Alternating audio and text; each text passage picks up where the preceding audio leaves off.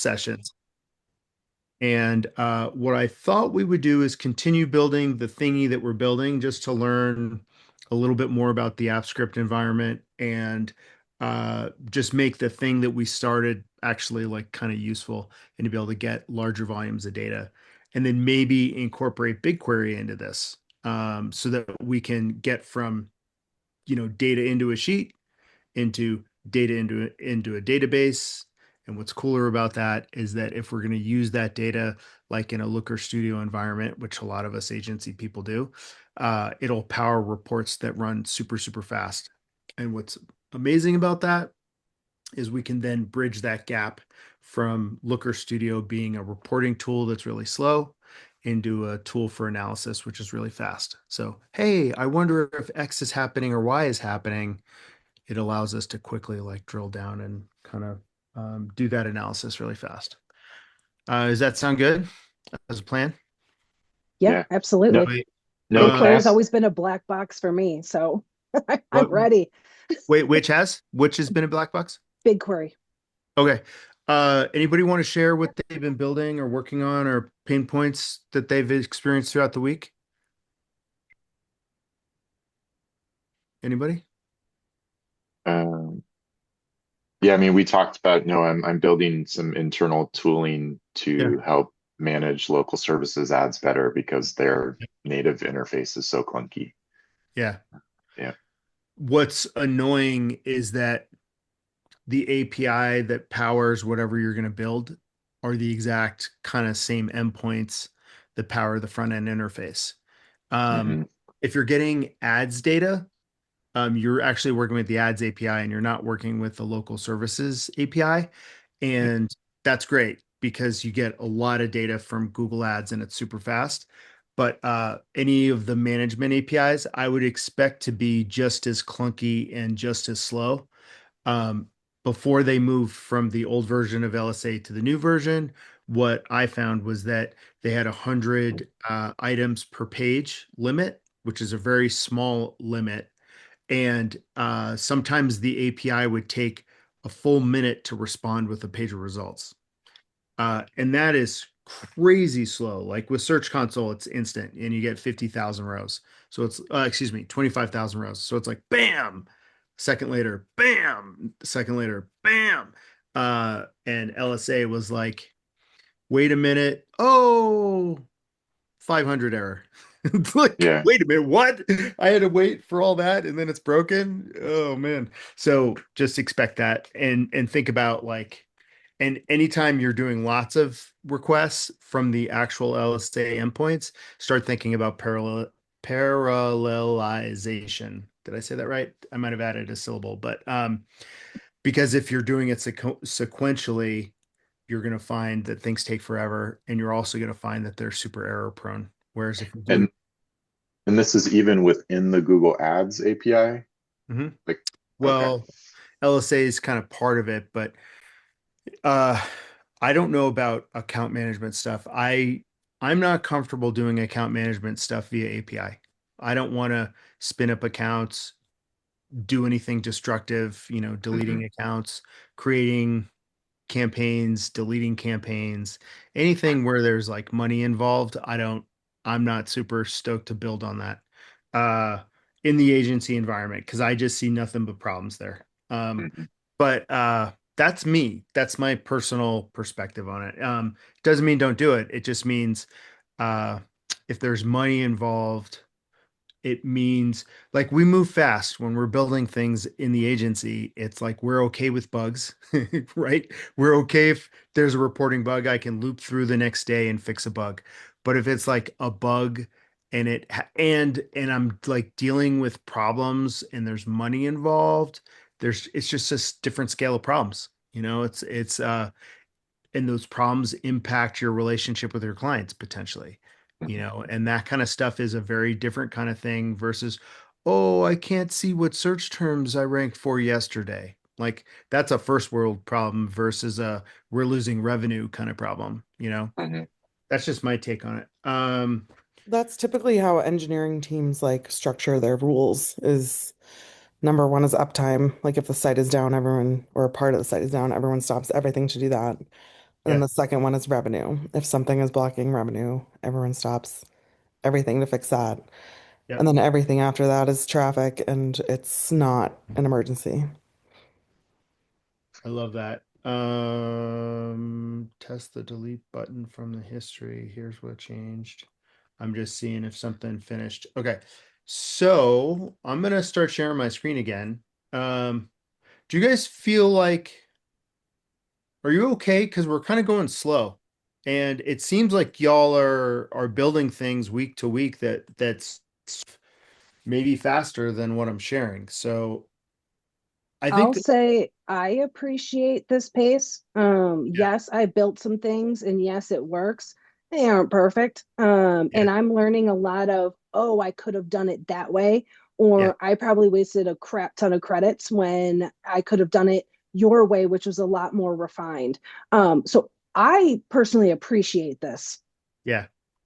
I mean, and I'll share with you some learnings I've had over the week really quickly. So I'm reading a lot about context management and context engineering, which is just like managing how much information is in the context. And I want to show you some slash commands. That might be a fantastic place to start. And we'll just do forward slash. Where did it put my mouse? Admit, we're going to put our mouse right here, hopefully. Forward slash. Come on now.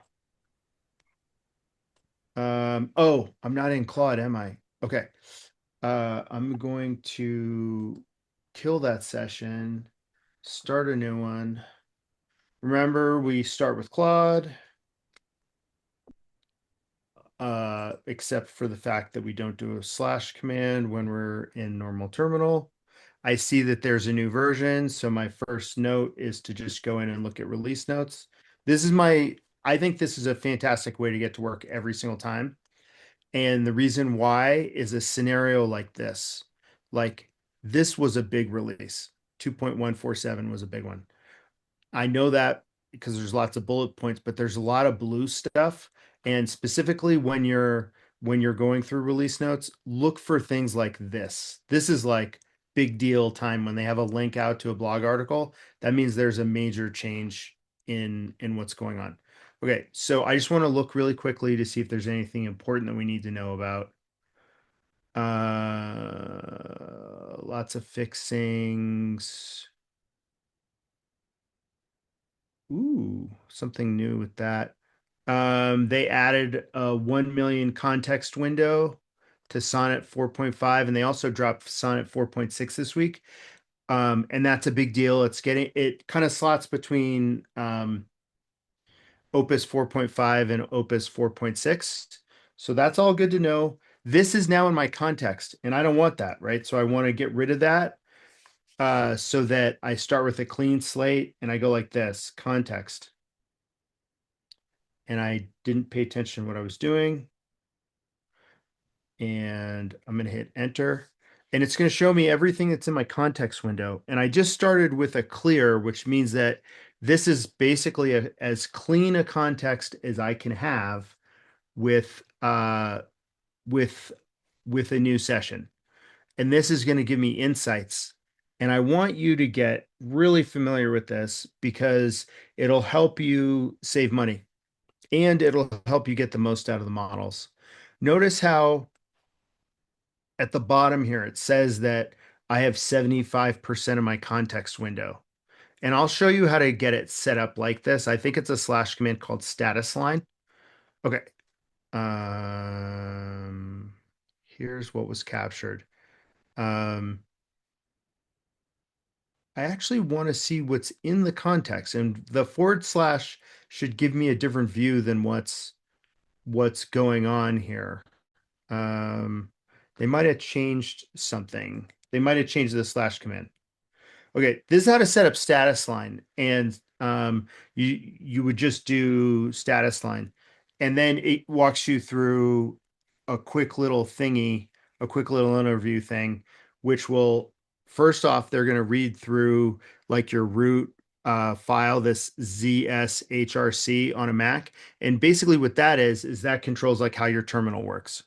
So if I go yes, It then is reading through settings at the user level, which is like, believe it or not, the name of my user is Smart Etailing, which is a role that I had in 2015 to 16. And it's followed me through 4 machines.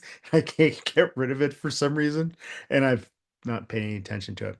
But what's amazing is it'll walk you through this whole thing and it'll give you the opportunity to show you what branch of what repo you're in, what model's being used, and how much context is left.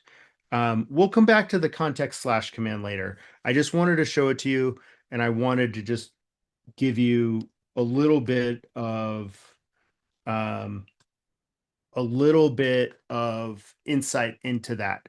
And I also wanted to show you this insights command. We talked about it, but I think you should use it, and I think you should improve how you work based on the insights that it gives back to you, because I think what you're going to find is that you'll be a better, you'll work more efficiently and you'll save a bunch of money. And what I learned was that I don't do planning well enough. That was the bottom line. And that, it said something to the effect of, you're really good at bug hunting, but why are you doing all this bug hunting? You know? So use this slash command. We'll come back to it. I'm going to start a new thingy, a new session. And then I can go use the resume command. And I'm gonna go back to a previous conversation. And I'm gonna go back to this one, which is the one that we did together 6 days ago. Actually, there we go. Sweet. And just to re-familiarize us with what we were working on, we're going to go and find that Google Sheet, and we're going to go sheets.google.com. And I believe I was logged into Noah Learner. And I believe it's this one. Yep, this is our good one. And we're going to see our properties. We're going to see our settings. We're going to see our query data, which is super tiny and not very interesting. Okay, so last time that we were here, we talked about making this more useful. I already have a menu. The menu can do some stuff. It can find all the properties that I have access to. This is the kind of function that makes sense to probably automate. And the reason that we'd want to automate it is our access to properties changes over time, right? So we want to update that probably daily, and that'll make sure that my data that I have access to is always up to date. And if we're working inside an app script environment, there's a really cool tool, if you're not familiar with them, called triggers. And I want to show you how to use them. And we could use Claude to build these, but these are just as easy to build manually. And getting familiar with these is super important. And this is where we start to run into like best practices when you're working inside an agency environment or a shared environment. And what I mean by this is that triggers are tied to a user. So Noah Learner is building a trigger. If I'm John Doe at company.com and and I also have access to this same app script project, and I go into this triggers sheet and I'm looking at the triggers that are already built, think of this as a cron job, if you're familiar with those, or just something that runs with some kind of cadence or in relation to some kind of event. It can be an on edit event, like I open up a sheet and I start typing, that automatically triggers something. Or it could be an hour trigger, a minute trigger, a daily trigger, weekly, monthly, every 17th day of the month, whatever we want, really. And what we want is to go list properties. It's always going to be in the head. I don't even know why that drop down exists. And I'm going to use a time driven, and I'm going to go with a daily, and I want it to run every single day inside of an hour. And you don't get to say at 12:09 a.m. you get to pick an hour range. And so usually the way I would do this, I think about my agency where we're in 6 different time zones. I want this to run before everybody gets to work every day, right? So I'd have it run between 4 a.m. and it shows me the time zone here. I forget if that's, I think I told you all last time that we were going to do Eastern time zone, but we'll confirm that after. And then it says, hey, how do you want to be notified? And it's like immediately or daily, hourly, or weekly. I do a daily typically, and I'll go save. And then now what you're going to notice is it's going to say owned by you, I believe, or owned by me. Now, if I'm John Doe and I go to this trigger sheet, it's going to say owned by another user, which is completely unuseful, right? Like it doesn't help me identify who I have to talk to in my agency if something's broken. It just says another user.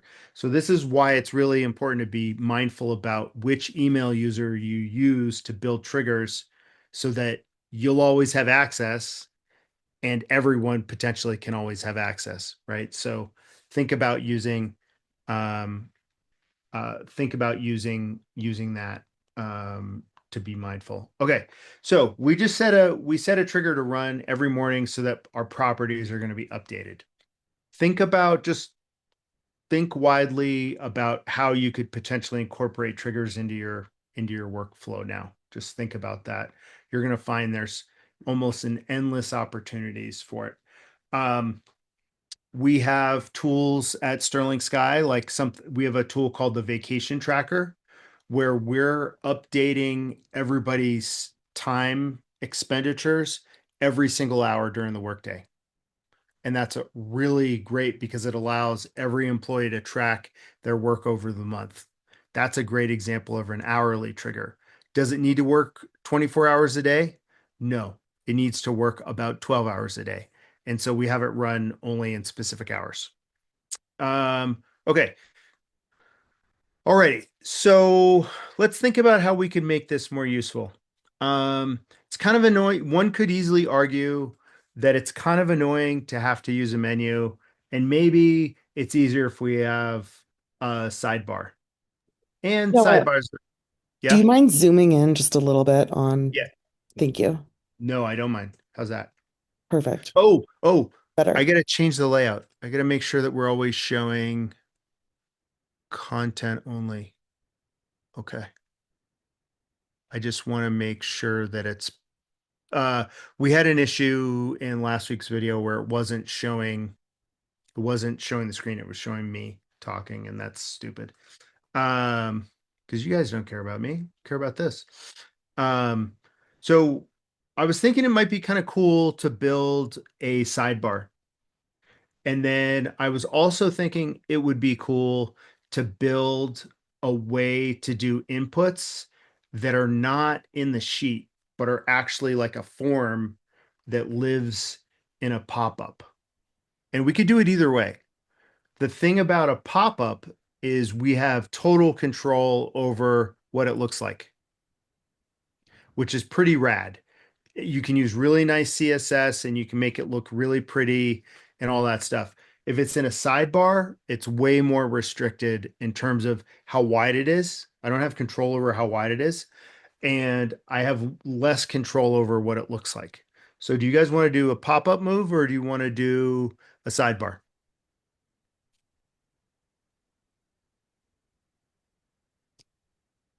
Let's go sidebar. It's yeah, I'm easier. thinking sidebar is better. Okay. Because you can do two things at once. You can see the sheet and do stuff. Okay, cool. Yeah. So what's neat about this is when we build with a sidebar, we're going to use a whole new thing. So inside of AppScript, you have a sheets like set of API stuff. And then what we're going to need to do is when someone clicks a button, it's going to open the sidebar, which is an HTML file. Like if you look at these over here, we just have JavaScript files, and we're going to start to have HTML files too. Okay. So I'm going to dictate at Claude But before we do that, let's think about the problem that we want to solve for. So we've got Search Console properties.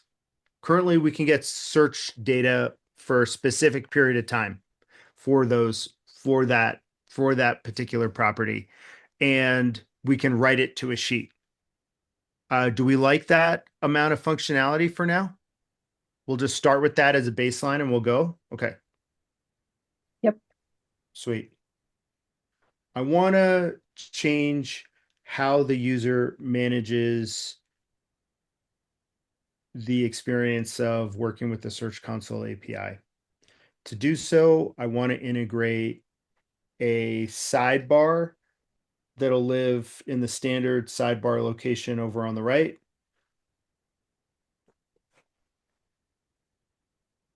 So now as I'm prompting, I want to define what success looks like for it. I want it to understand exactly the scope of the thing that I want to get built.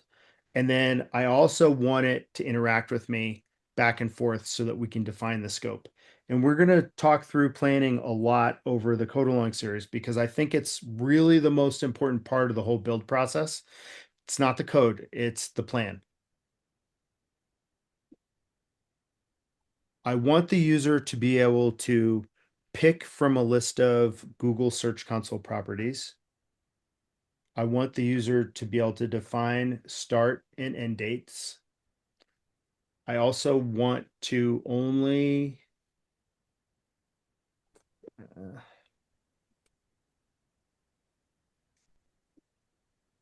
I want the user to be able to pick from the search type and also the device type and also the country. My expectation is that behind the scenes, when we get data from Google Search Console, we're grabbing data in a paginated manner that gets all 25,000 rows per page and goes through all pages of results as it's backfilling data. I want the data written to a sheet called sheet 1.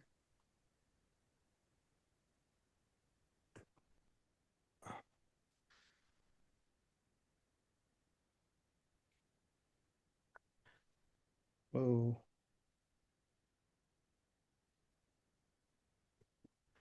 I want this to be styled really nicely using Tailwind CSS if possible for inputs and buttons, labels, etc.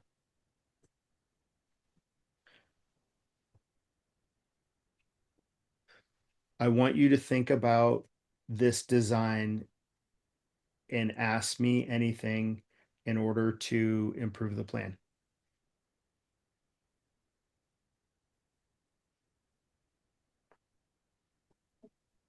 Whoops.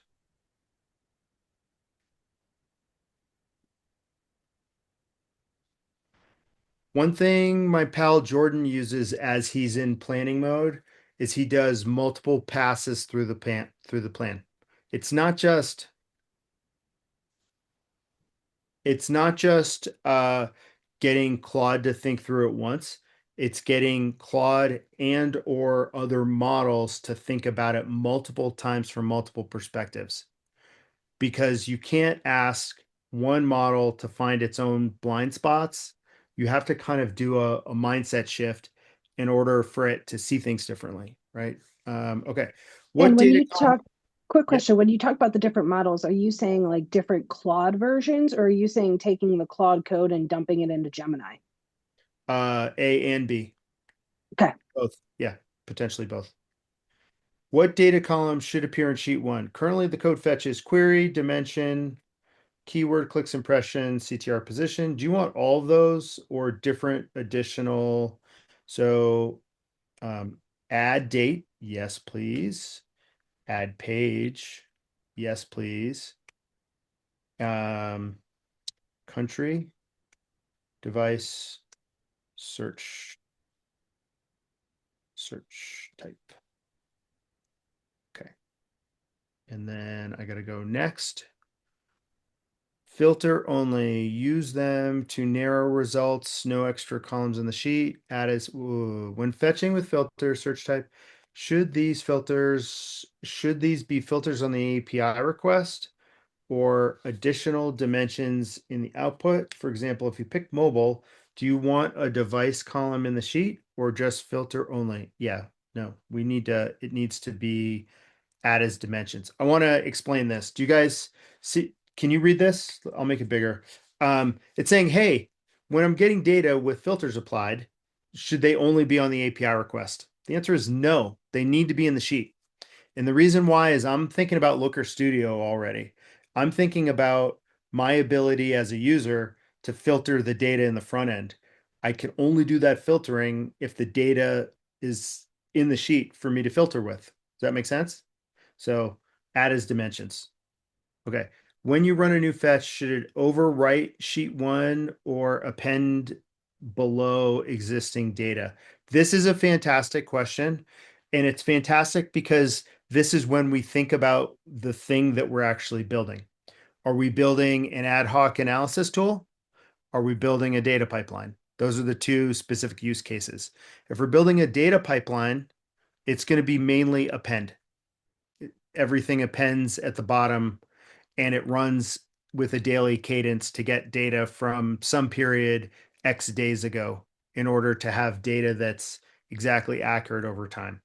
And I would argue that Google Sheets is the wrong product to try and do a data pipeline in. So we're going to say overwrite and we're going to use it as an ad hoc tool for analysis. Does that make sense? Do we agree? Okay. Should the sidebar auto load your list of Search Console properties when it opens? Hell yes. Duh. Like, who's got time for that? Age, right? I ain't got time for that. I'm not waiting. Ain't nobody got time for that. Yeah. Okay, for the country selector, how should it work? The Search Console API uses three-letter ISO codes. Oh, please, don't make the user think. Pre-build lists of 30 common, full country list. Text input, no. So this question isn't very good. It's easy to do this wrong. I see like vagueness here. It's telling me very clearly three-letter ISO codes. And then it says full country list, complete list of all 250 countries in a searchable dropdown. It's unclear to me if they mean, you know, United States or USA. So I want clarity always because I know that if I give it clarity up front, the range of mistakes gets smaller, the potential range of things that could go wrong. I want a full, whoops, and I don't want to type, full list of countries with their actual full text name, like United States or Canada, and not the ISO code, which would be USA or GBR. Enter. Should the sidebar show progress while fetching pages of data? This is complexity. Do we want live progress or do we want a simple spinner? I'm going with spinner because it's easier. Review your answers, submit. Okay, it's going to build a plan. So what I know is going to happen is we're going to see at least one new HTML file. Oh, there it is. Architecture, sidebar.html, sidebar service JS, update the menu, and then we're going to update the Search Console file and the Sheet Helpers file. And when it builds the HTML file, we're going to see some new functions for how AppScript, something that you need to know is that what's interesting whenever you're doing anything in AppScript with a pop-up or a sidebar, you have to have data that gets passed from your AppScript files to the HTML files back and forth. And that's a layer of complexity that we're adding to this whole thing. And so I'm just going to say, yes, build it. And then I want to show you how that data gets passed back and forth. Again, you do not need to know how to code this. We're just learning the lay of the land. As long as you understand the problem domain and you understand the lay of the land of how pieces in very large, broad brushstrokes fit together, you don't need to know anything about the code. You just need to know how the things should work together. Um, so it's going to do this. It's just going to kind of build. Let us go back to our other session and let's check out our insights. Do you remember how I ran that function before? Okay, here we go. So it's giving me a link, which I should be able to open. Um, Open the insights file in a browser for me. I think it can do this.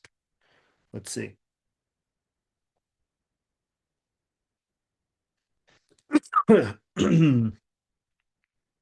Okay. Uh, so it likes my ship command. I love this command, by the way. I'll show you how it works. You'd have to kind of customize it for yourself, but it's pretty rad. Basically, I run a slash command called ship, and it does git add, git commit, git push. So it's like managing my version control in GitHub. And then it runs a deploy functions, meaning it pushes my cloud function to Google Cloud Project. And it also pushes to Firebase hosting, which is where the front end for applications live. Your debugging sessions are strong too. Um, I love this link. Isn't that amazing anchor text? Impressive things you did. Yay, me. What's hindering you?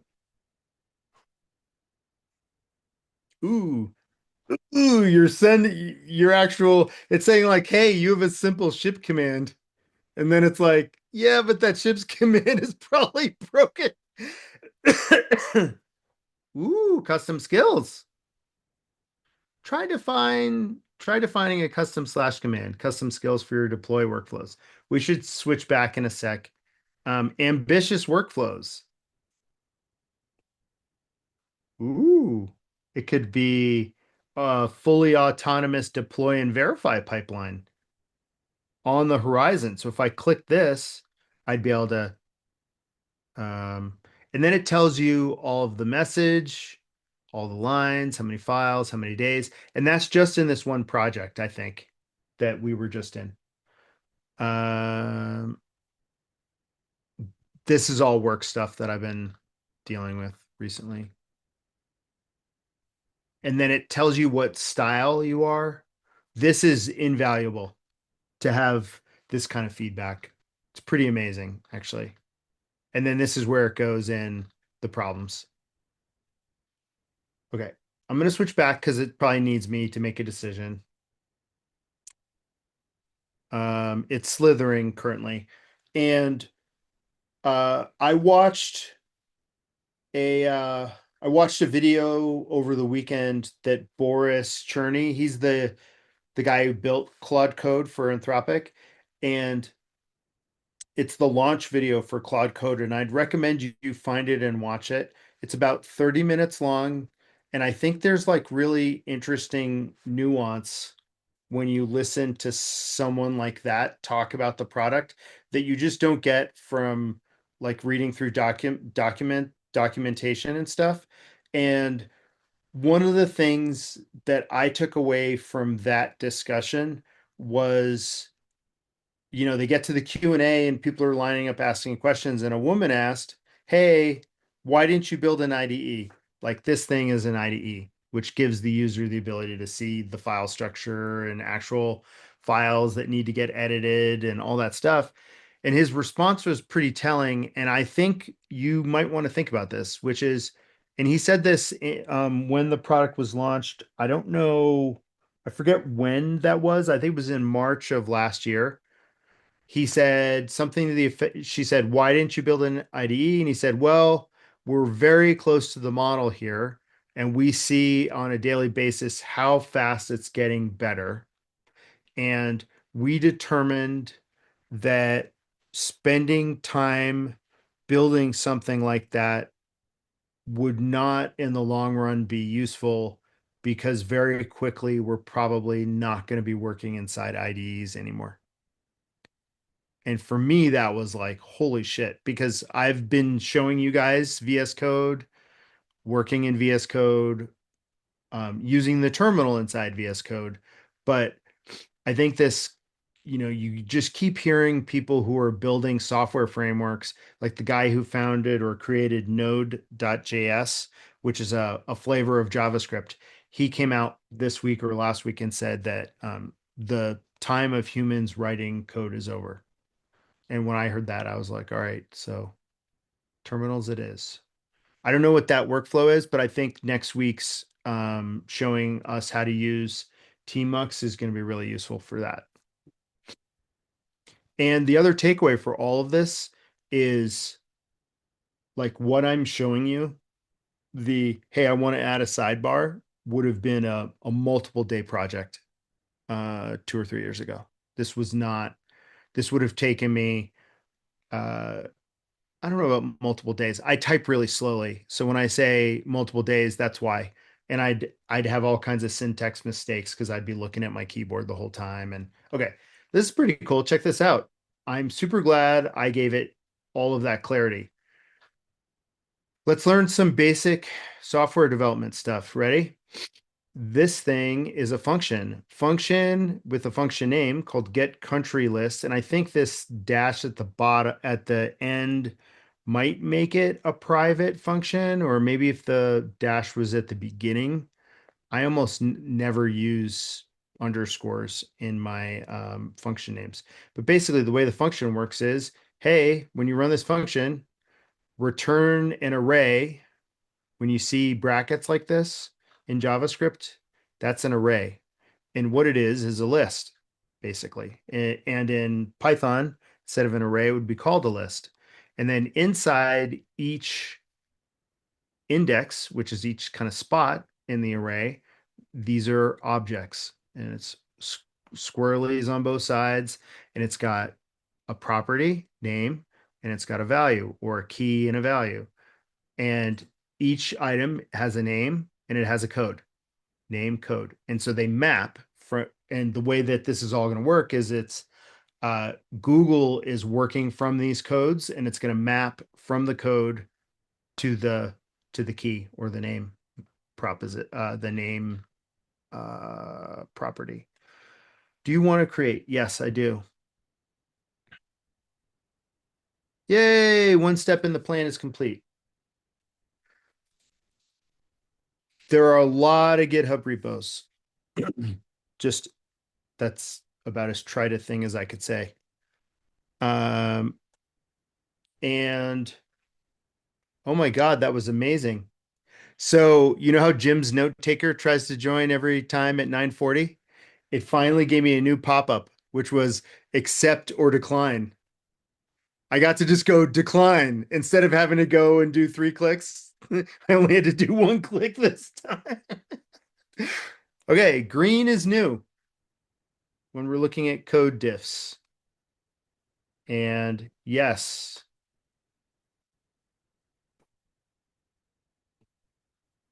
I think it's going to be done in 3 to 5 minutes. Okay.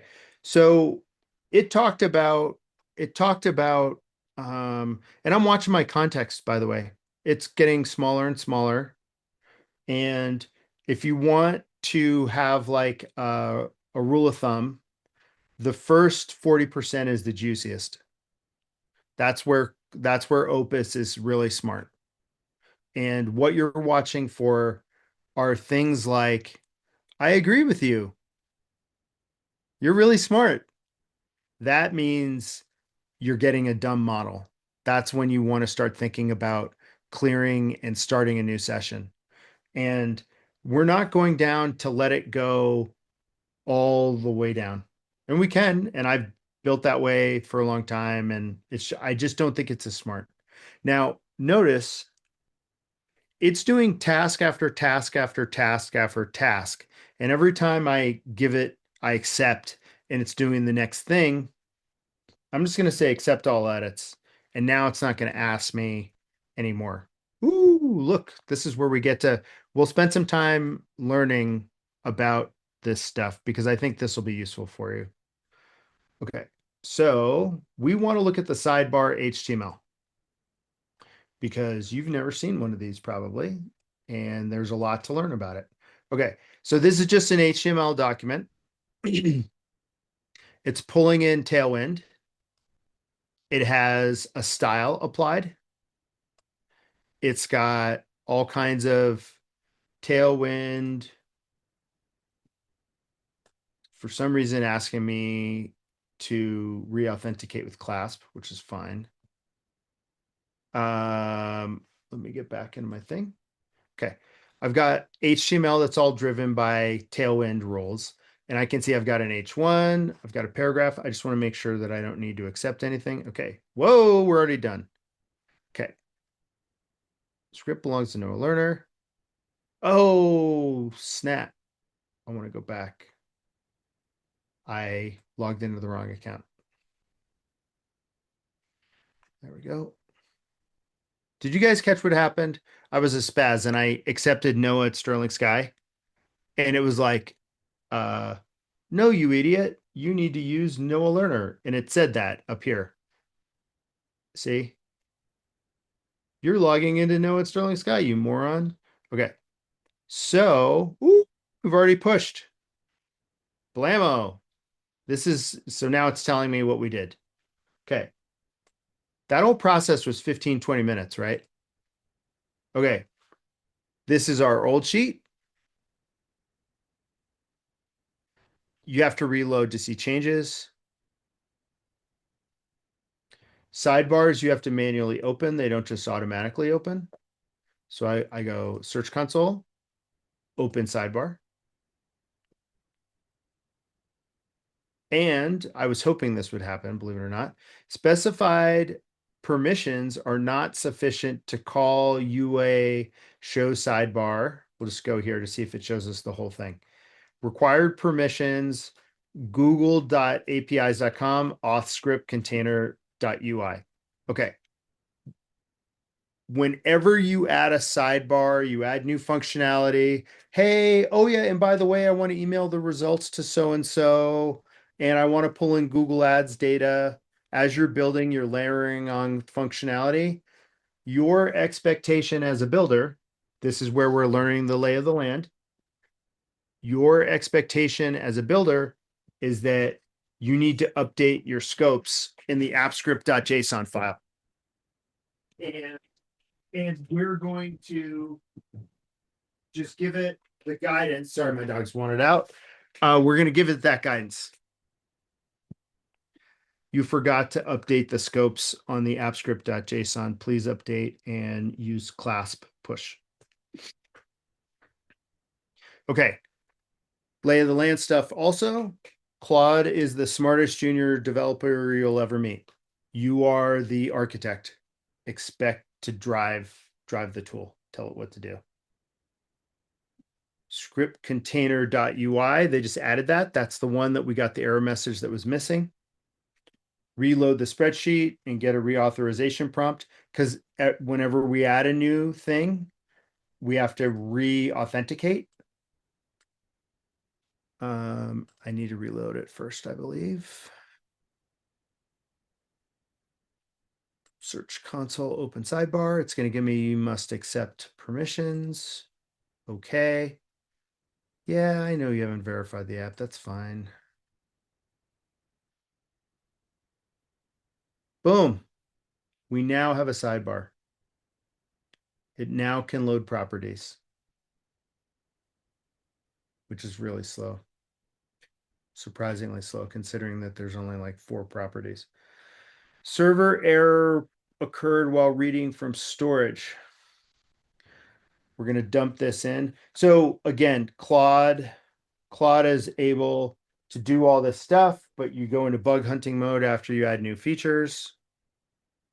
And then a way to avoid this is to start how you want to finish and to think about the tests that are necessary for every single function so that you know that every single function pass all the tests before you try and push the code live.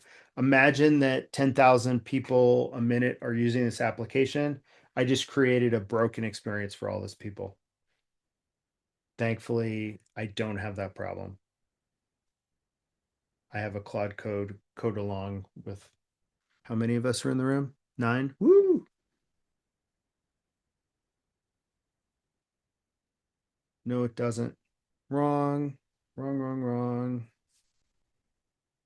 We need that scope to open the sidebar though.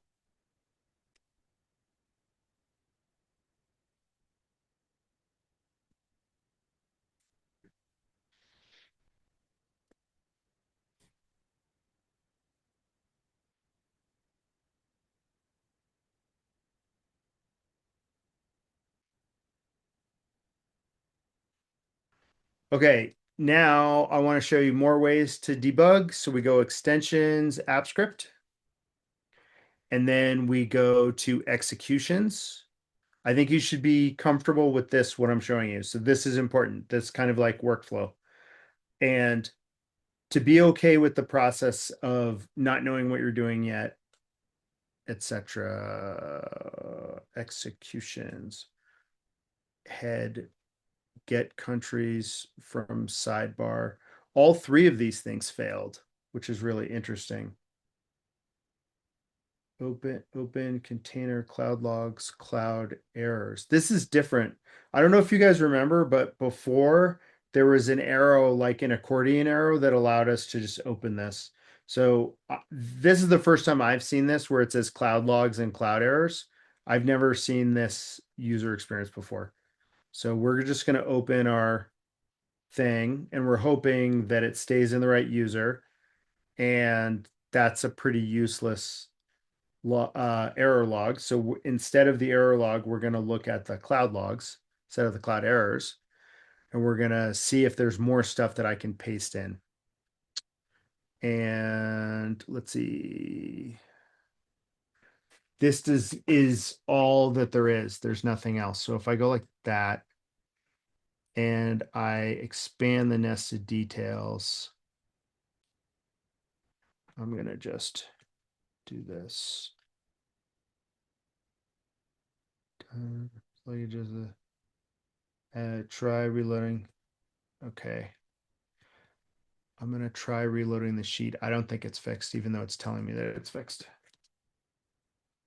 And I am watching the time.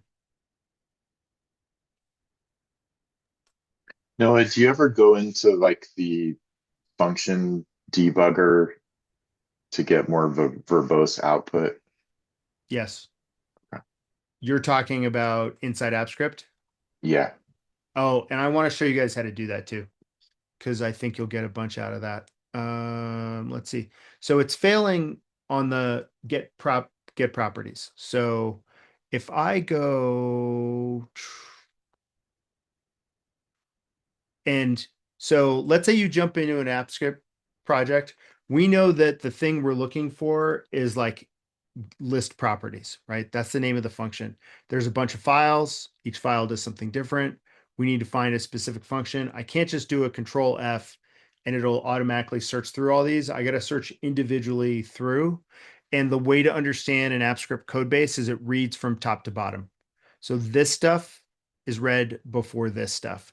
So if you have duplicate functions, like 2 functions that have the same name, keep that in mind. It's going to read top to bottom.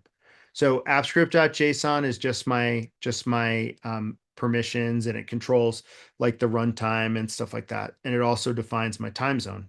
Um, Code is empty. Countries, this is that thing that we looked at before that defines the mapping. And then I start looking because I'm now thinking maybe my list properties is in this file, even though it's kind of poorly named.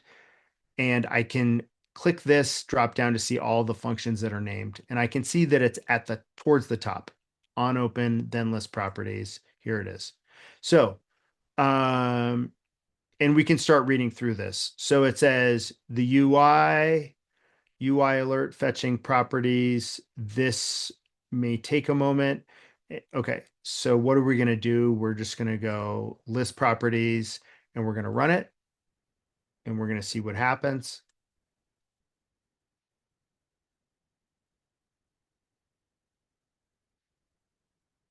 So what's interesting is we know that if we look through this carefully, uh, I want you to be very comfortable looking for this because I feel like you're going to need to know this over time.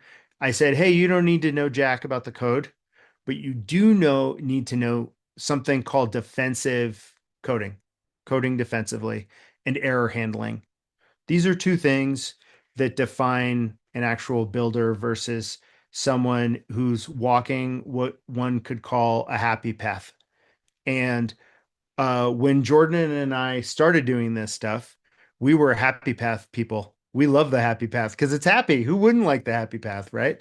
And the happy path people, nothing ever goes wrong. Nothing breaks. There's never a problem. And when you walk the happy path and code breaks, you have no way of debugging it. Things just fail. Things just break. We've all used applications where you're like typing along, you hit enter, and nothing happens. That's the happy path programmer who effed you. Uh, that's their fault. So in JavaScript and in AppScript, try catch is defensive coding. And so if you're thinking of building stuff with JavaScript, you're using the try catch pattern to do that. You're going to try something and then you catch the errors and you handle the errors inside the catch. And then there's another way of doing it, which is try catch finally, which has three blocks, code blocks, where you try something.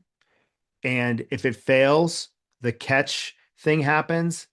And then no matter what, the finally always happens at the end. Um, Generally speaking, I'm only working with try catch.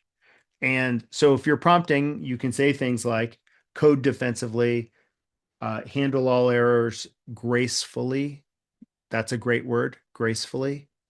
Um, so it's just spinning and spinning, and it's because I have to say okay. Found four properties. This is the wrong function. This function does not populate this stuff, right? So I know that I was trying the wrong thing. So if I go to Search Console, I can look inside here. This is the get site list, which I'm kind of thinking probably is the one that these are I think the underscore at the end is a private function.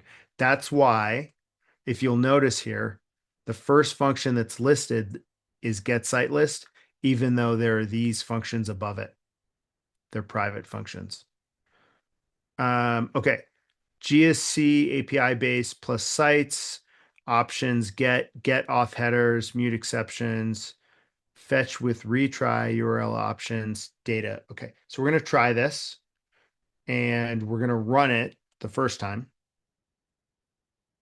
And we're sorry, a server error occurred while reading from storage. I don't even know what the F the reading from storage thing is.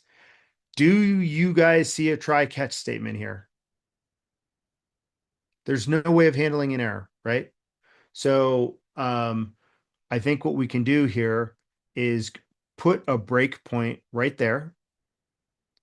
And now instead of running it, we're going to debug it. And then if I look over here on the right, I can see my data.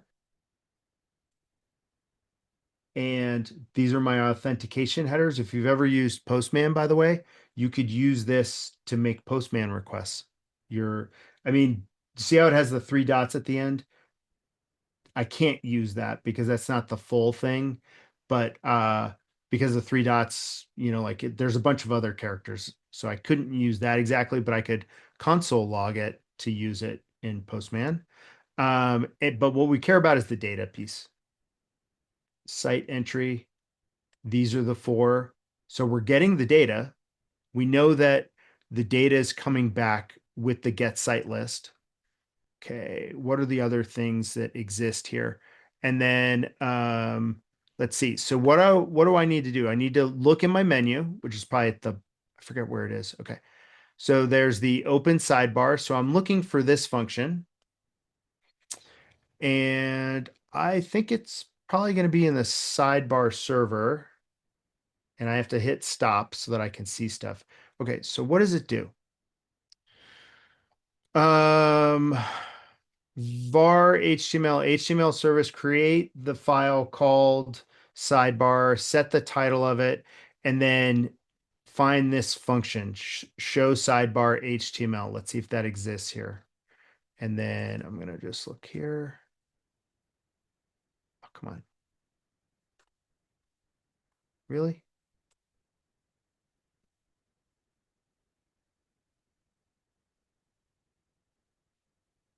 That might be a built-in function. Yeah, I think that's a built-in function. Shows sidebar HTML.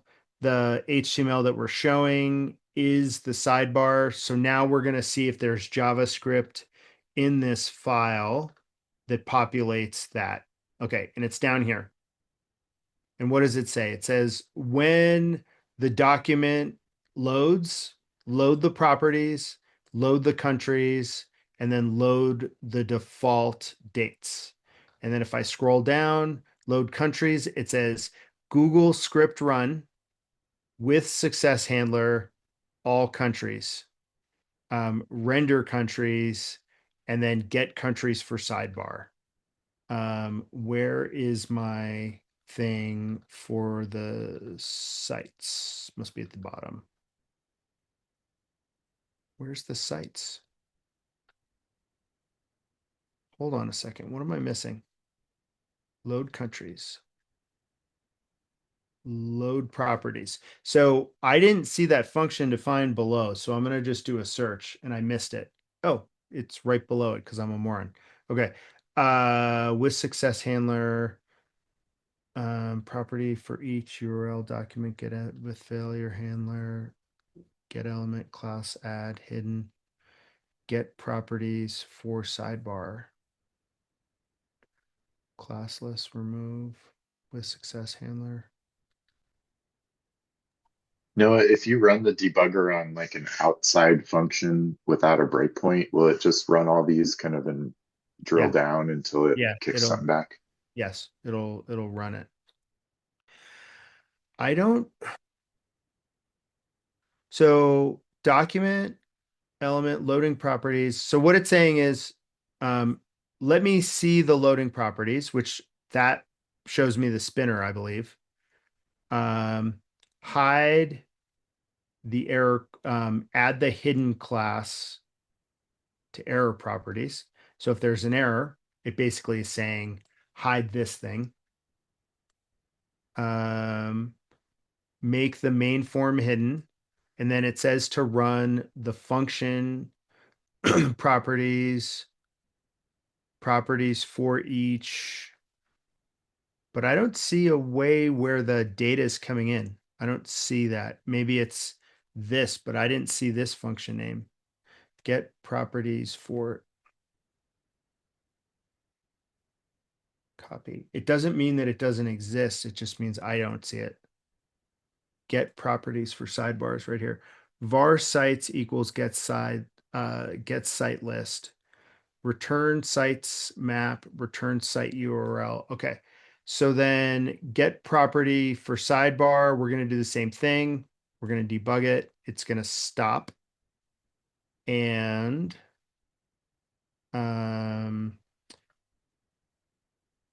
get site list data. So it has the data. I'm going to keep playing. And that gets me back to here. And then I have my sites and they're returned here. And then if I play, it'll finish. Okay. All right. So then we go back to the sidebar service, get countries, open sidebar. Where's open sidebar? Okay. So that says, where was that crazy function? Oh, it was over here. Okay. And I don't have a way to debug this because it's an HTML thing. I don't have a debugger for HTML, so I can't load properties.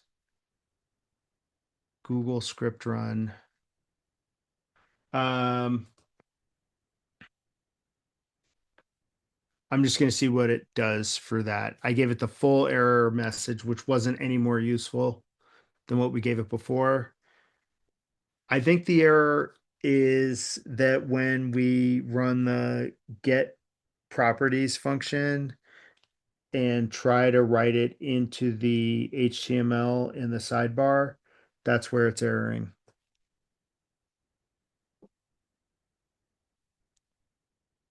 And I don't have a way of there's a way to architect this that I think would enable us to do this more intelligently. What is it saying? Yes, that is true. The API call fails. Gear icon, it's linked to, click the project. Yeah, I know that that's already working. We know it's enabled already. I know we're over time, but I want to finish this for the video. Do you guys feel free to go? Feel free to stay. I'd love it if you stay, but we'll see. Needs the GCP project. Um, we already know that it's enabled, and the reason why is that it's already returning properties through the other function. Run the get properties, click run. It'll prompt you to review and authorize. Um, that function works already. I think the issue is in the JS inside the sidebars HTML file.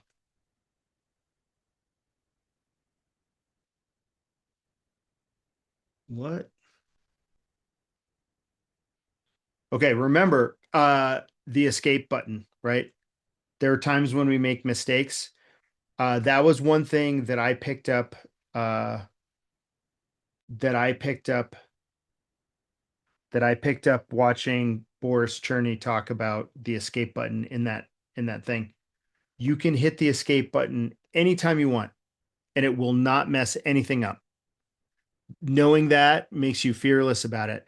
I was always really reluctant to hitting the escape button because I thought I was going to mess up something while it was thinking.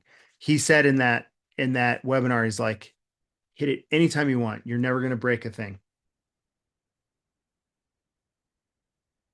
Okay, let's see here. What did we do?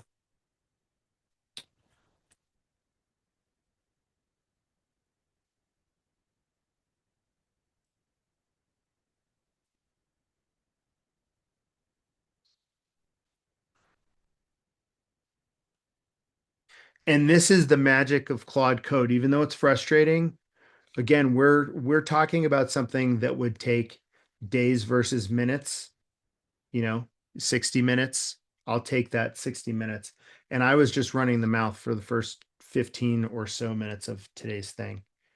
Okay, reload, reload, reload.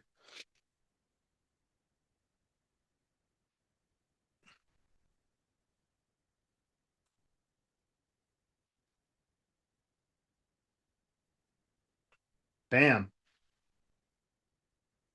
How cool is that? Let's see if it works.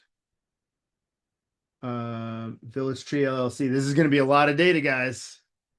Really exciting. Fetch data. I wonder if it's going to take us over to that sheet. It better not write it into the sidebar. That would be so funny. Server error occurred. Permission denied.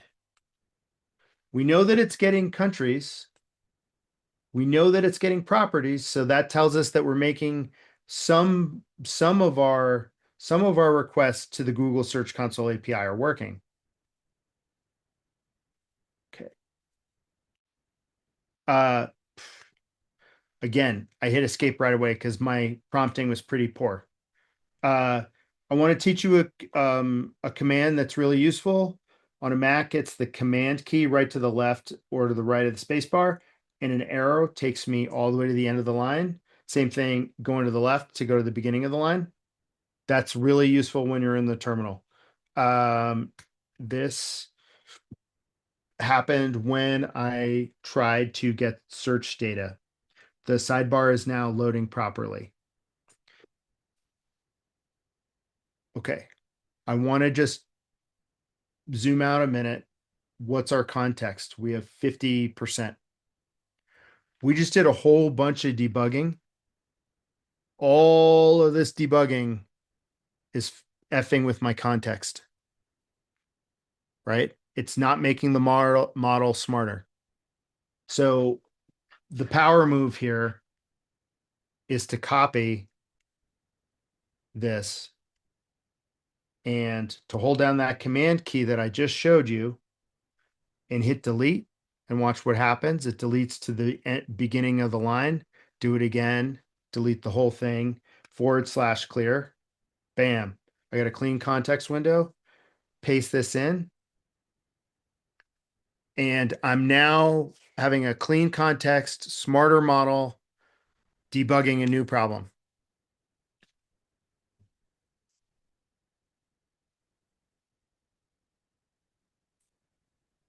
That's worth writing down. Can I ask a really stupid question? There are So no when stupid you, questions. yeah, I'm Remember, thinking, don't say that. Just say, make me smarter. okay, make me smarter. So when you clear the context Yeah. window, does it still have all of that memory then of the No. code that it wrote? It's literally starting from square one. So like even all the connections it's made to that like repo and all of that, like how does that work? Good question about the repo. I'm still connected to the repo. Like Okay. the So it session would is have still, access to those files. So it yeah, knows yeah, part of what you're doing. It doesn't yeah, have anything of what you were just working on. Okay. yep. Interesting. And on one hand, you would think, Noah, that's stupid. I just lost all that work. It doesn't know all the errors it just made. It doesn't know what it just went wrong. Well, studies show that all of that just makes the model confused. So ditch it. Interesting. Yeah. Okay. Actively manage your context. Clear it, clear it, clear it, clear it, clear it. This is a new lesson for me too. Like this is, I learned this 10 days ago and I've been doing this, 10 months. So, you know, I'd much rather you learn it early than like spend 8 months. What the why doesn't it understand? We just went through this 6 times. It's like, no, get rid of its confusion, clearly tell it what's wrong, ask yourself, don't think of how I would tell it things. Say to yourself, what do I want? And then say what I want is and tell it. Okay. Sorry, Liz, if you want to like connect um memory, connect commits to like specific memories, you can use the beads repo, which I'll Okay. drop in chat. Okay. It's essentially a connector to Claude Code that helps the agents better navigate what's been done and what hasn't been done. Okay. Perfect. Yeah, that'd be great. Oh, I have to reload it.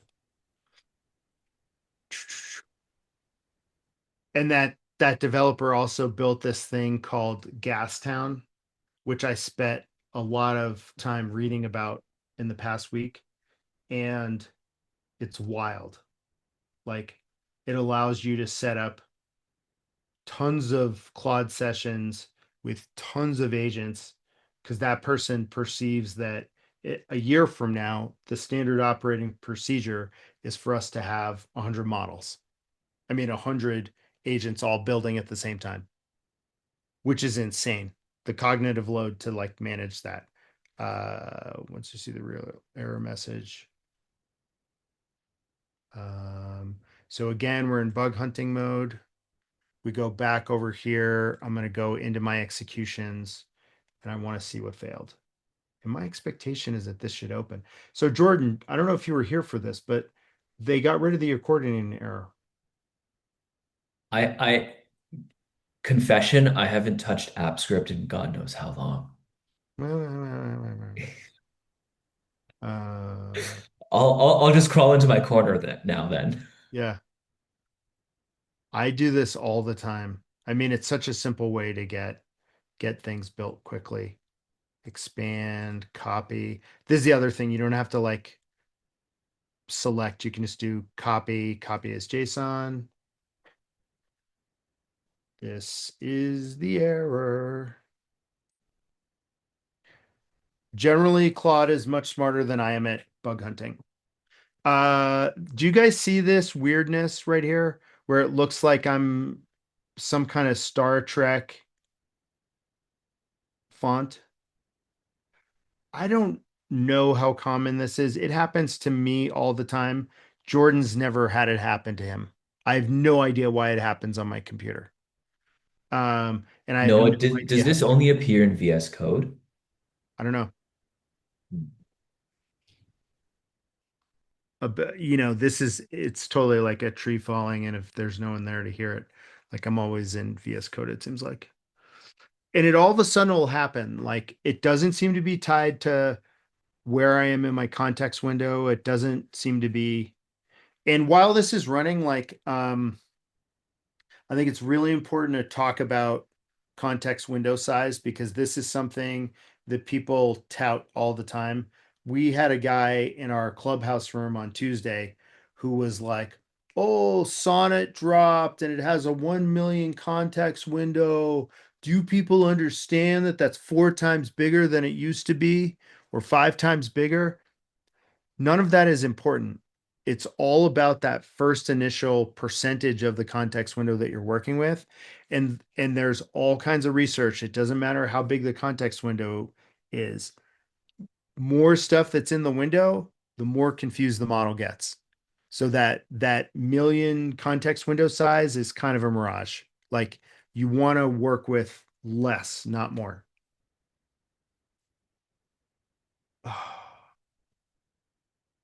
Trigger reauthorization, test from the side, close and reopen, calls okay.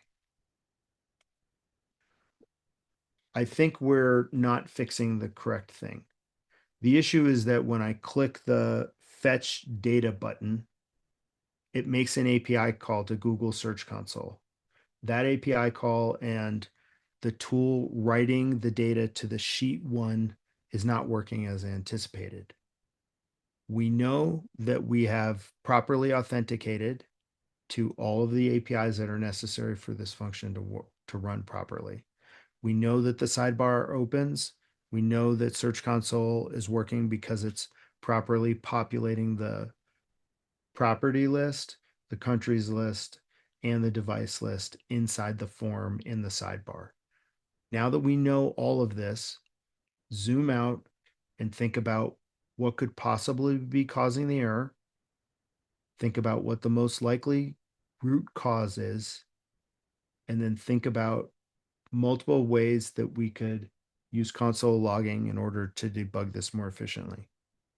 Once you've thought of that, think about what the most likely cause is, and let's try and fix that first.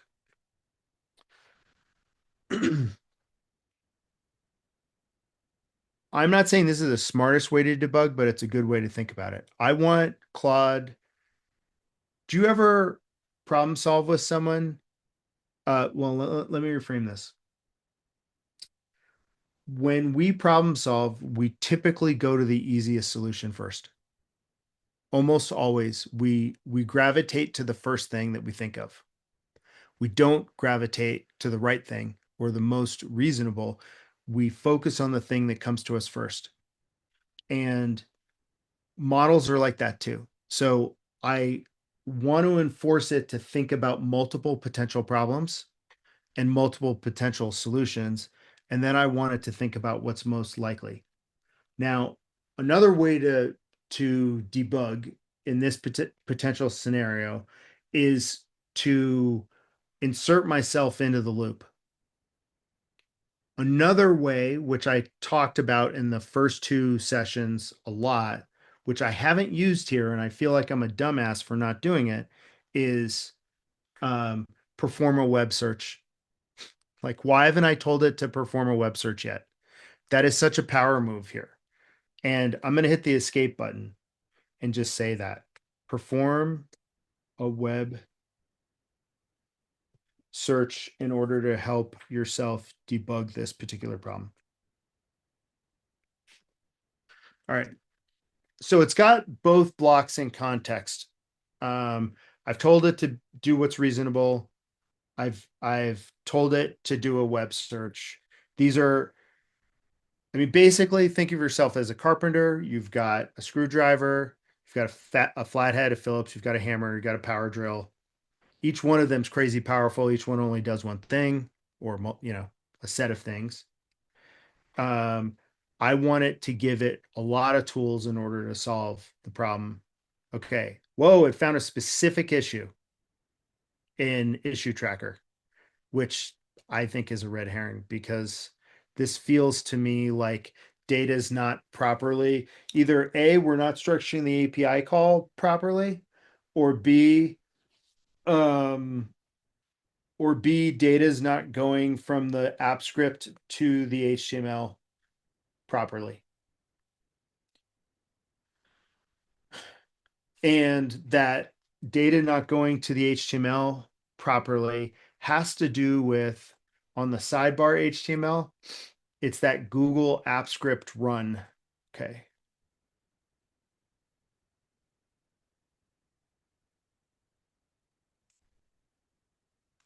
Nope. Nope. Nope. Nope. Nope. Nope.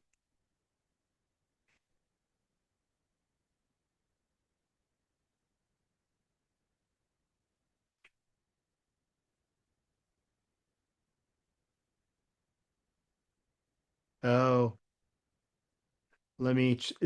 So it's saying that because if you can't see this, but I'm gonna.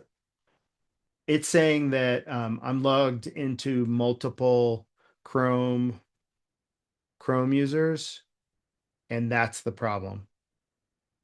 And I don't believe it. So we're going to test that because that's a wicked easy test. Skip. Extent. Search console. Open sidebar.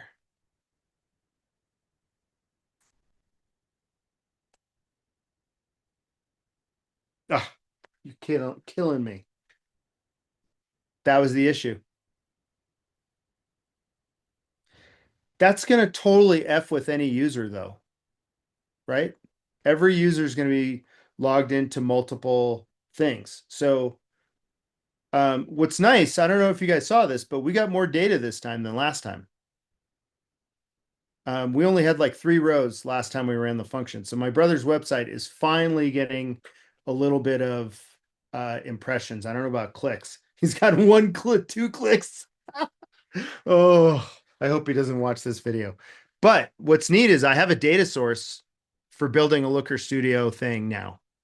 If I want to do ad hoc analysis inside Looker Studio instead, I have everything that I need. And this is how you want your data structured. And this is really great if you want to learn how to build anything in Looker Studio. Notice this is a really key learning from today's activities. I have dimensions on the left. I got metrics on the right. I have a date column. I do not have multiple date columns. I have query, page, country, device, search type, and then I got all my metrics. And what this enables me to do is from this data structure, I could build tables, I can build bar charts, I can build time series. And that time series capability is money. And I think that's a fantastic place for us to stop. We're going to debug that issue that we just found out was as it thought. And we found that the web search was the power move. And I probably should have incorporated that right away. Did you guys have fun today? Should we stop recording and then chitty chat just real quick?